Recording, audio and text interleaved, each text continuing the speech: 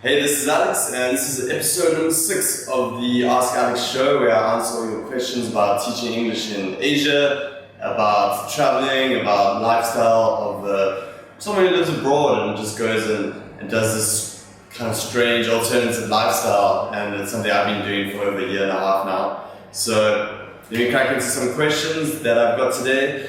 I've got a few on if you have to be a native English speaker to teach English in Korea, where can you do a TEFL course from? And also, how do you stay in shape while traveling?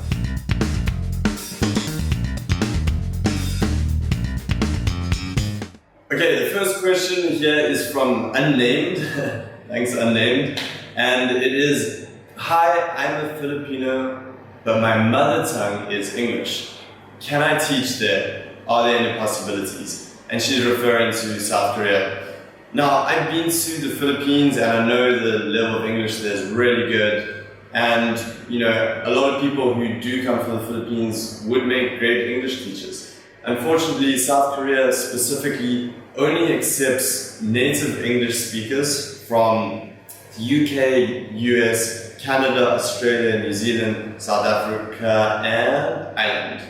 So that's just the way they do things. Your visa will be linked to that, and there's just no other way to get around this. I think it's possible in other countries, but Korea is really strict about this, and I've never met someone who's not from these countries teaching.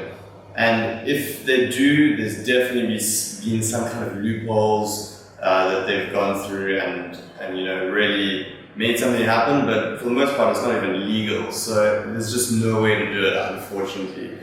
I have heard of other people in countries other than South Korea getting jobs. For example, a friend of mine here in Vietnam got a job teaching here as a non-native English speaker from one of those countries. He wasn't from one of those countries, he's from the Netherlands, and actually made a video about how much he makes teaching English.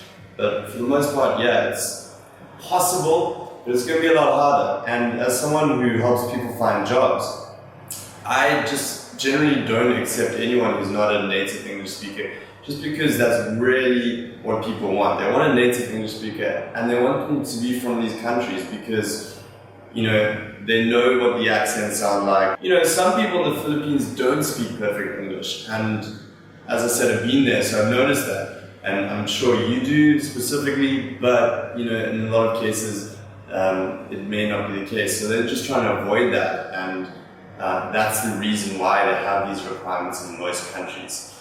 But it is possible in some countries like Thailand, Vietnam, even China, but it's just going to be a lot harder. And me personally, I can't accept anyone who isn't, because the schools just want that. They really do want that.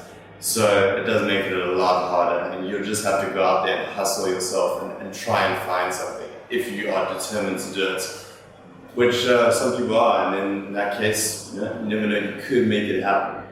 But Korea specifically, it's not really an option, to be honest. Okay, the next question we have comes from Viet Billy, and the question is, so can I apply for your TEFL course even though I live in the States? Thanks for that question, Viet Billy. He's referring to the TEFL course which I offer on my website, ninjateacher.com. And it's an online TEFL course, so I think I'll just use this opportunity to talk a little bit about the difference between an online and an in-class TEFL course. So it is from a company in Europe, and if you're from the States, you can still sign up for it. And the only reason why that is the case is that I just searched around for a company that looked reputable and that offered a very low-cost course. Because, to be honest, the best thing you can do is just get a low-cost online course if you're thinking of teaching abroad. Now, I know there's going to be people who say this isn't the best thing to do, that you should get an in-class course, but to be perfectly honest, most schools that I've come across that I've helped place people in jobs with have not even requested to find out whether it was in-class or it was just an online course. There was no preference for the in-class course, and I've hardly ever seen that as a request from a school. And I personally have a CELTA course, which is kind of like 10 times more expensive than a TEFL course, and it's from the University of Cambridge, And honestly, I haven't even come across someone who knows what that is, other than like it's a different kind of TEFL course. So it really hasn't benefited me that much. What I will say is if you do want to get a public school job in South Korea, they are looking for in-class hours.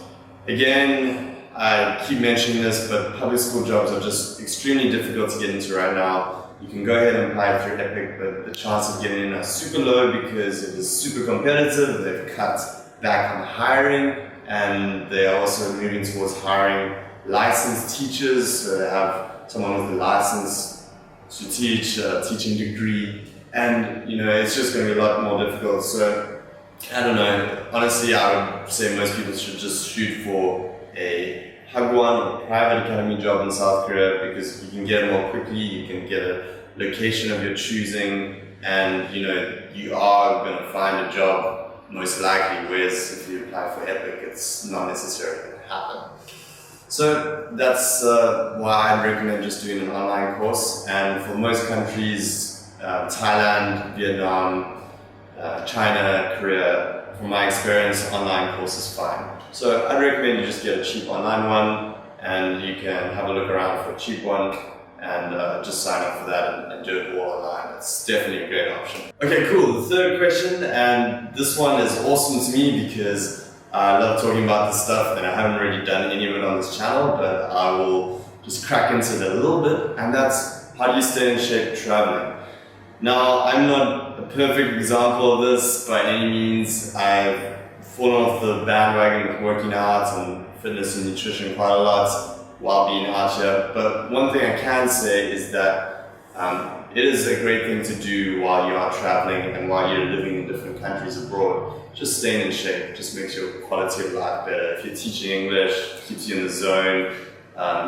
Just generally it's a great thing to do. And staying in shape, well, if you're traveling a lot, especially without a fixed routine in the country, it can be difficult. But that's why I like staying in the country for 3 months to a year, and then you can really experience the country, and then you can also get a routine to stay in shape. So that's the one thing I'd recommend, is try and stay in a place for a little bit longer. If you're traveling, stick around in the city for a couple of months, get a gym membership, and then you can do that. Nutrition wise, if you can cook for yourself, just get in some protein every day. You want to try and hit a high level of protein, hit your calories and macros. If you track those, that's something I do, you don't have to do it, but generally you want to get high protein, and then you can play around with your carbs and fats a bit. But generally just, if you can cook at least one meal at home, then you can try and get in like a lot of eggs or some meats or something like that. And then when you go out and eat, you can try all the cool cuisine in the country, and then at least you've gotten the majority of macros that you need to get. And so that's kind of just touching on a whole other area that I'm interested in, but generally just finding a gym, staying long in the country, and trying to get in some meals where you get enough protein, and obviously just like avoiding junk food and stuff like that is always good. The local food can be sometimes filled with a lot of sugar and oil, so if you're eating out a lot, try and get in a meal that will allow you to get in all the good stuff before that, and at least it balances out a little bit. Cool, that's it. Some bro science tips there on fitness and nutrition, and some tips on how to get started teaching. So I hope you find this episode useful.